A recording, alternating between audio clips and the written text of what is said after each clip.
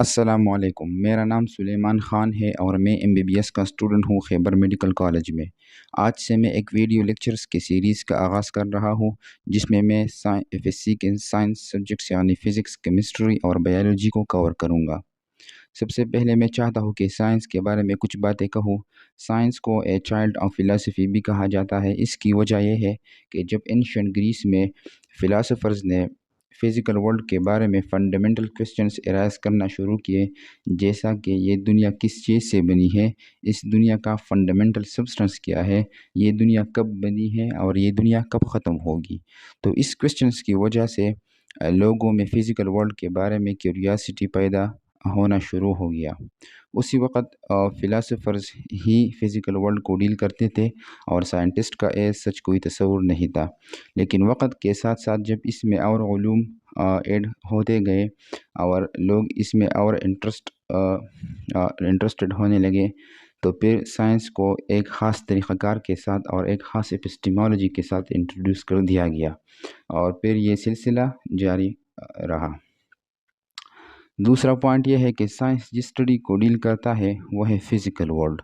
Physical world का मतलब है कि वो वर्ल्ड जिसको हम ऑब्ज़र्व कर सकते हैं, जिसको हम अपने फ़िज़िकल सेंसेस के साथ परसीव कर सकते हैं। फॉर एग्ज़ाम्पल जिसमें आता है हमारे जो सेंसेस है, जिसमें आता है जिसमें आता है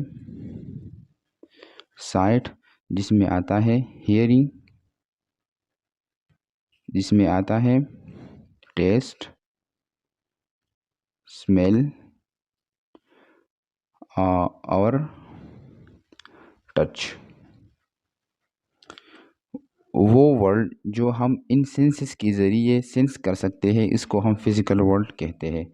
सेंस करने का मतलब सिर्फ ये नहीं है कि डायरेक्टली हम इसको ऑब्ज़र्व कर रहे हैं, बल्कि इनडायरेक्टली ऑब्ज़र्व करना भी इसमें आता है। For example through instruments like microscope and telescope. तो साइंस एक्चुअली फ़िज़िकल वर्ल्ड को डील करती है, नेचुरल वर्ल्ड को डील करती है और सुपर नेचुरल वर्ल्ड को डील नहीं करती।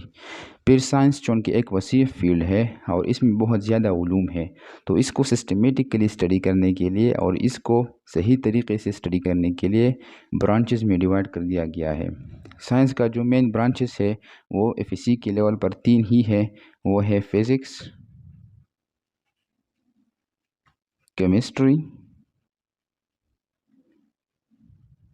और बायोलॉजी।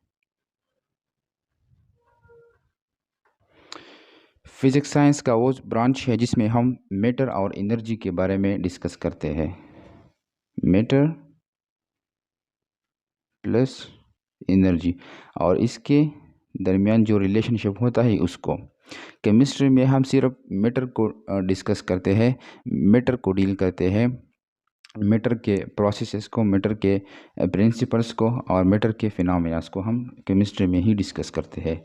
बायोलॉजी में हम लाइफ के बारे में डिस्कस करते हैं, मींस कि हम लिविंग ऑर्गेनिज्म के बारे में डिस्कस करते हैं। लिविंग ऑर्गेनिज्म में कौन कौन से आते हैं? लिविंग ऑर्गेनिज्म में आते हैं एनिमल्स, प्लांट्स और माइक्रो ऑर्गेनिजम्स। साइंटिफिक मेथड का मतलब ये है कि वो तरीक़ाकार जो साइंटिस्ट यूज़ करता है फ़िज़िकल वर्ल्ड में नॉलेज गैदर करने के लिए, जो तरीक़ाकार साइंटिस्ट इस्तेमाल करता है उसको साइंटिफिक मेथड कहा जाता है। साइंटिफिक मेथड में जो पहला पॉइंट है वो है क्वेश्चंस का मतलब ये है कि जो फिनोमेना फ़िज़िकल वर्ल्ड के में हो रहा है उसके बारे में क्वेश्चंस उठाना, उसके बारे में सवालात करना। इस सारे पॉइंट्स को मैं एक एग्जांपल के ज़रिए समझाऊंगा।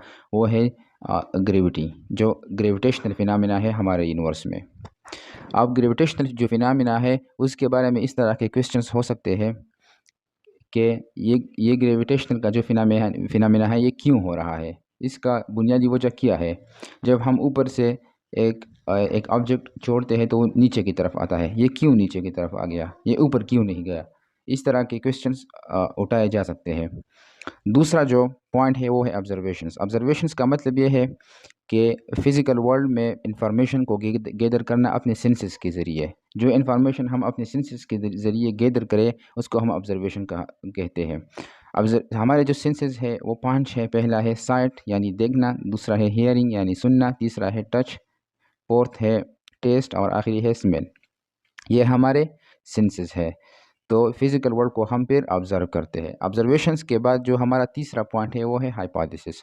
हाइपोथेसिस मेनली डिपेंड करता है ऑब्जर्वेशन के नॉलेज को। जो नॉलेज हमने ऑब्जर्वेशन के थ्रू गैदर किया है, हम उसको एनालाइज करते हैं, हम उसको देखते हैं और इसी से हम कंक्लूजन्स बनाते हैं।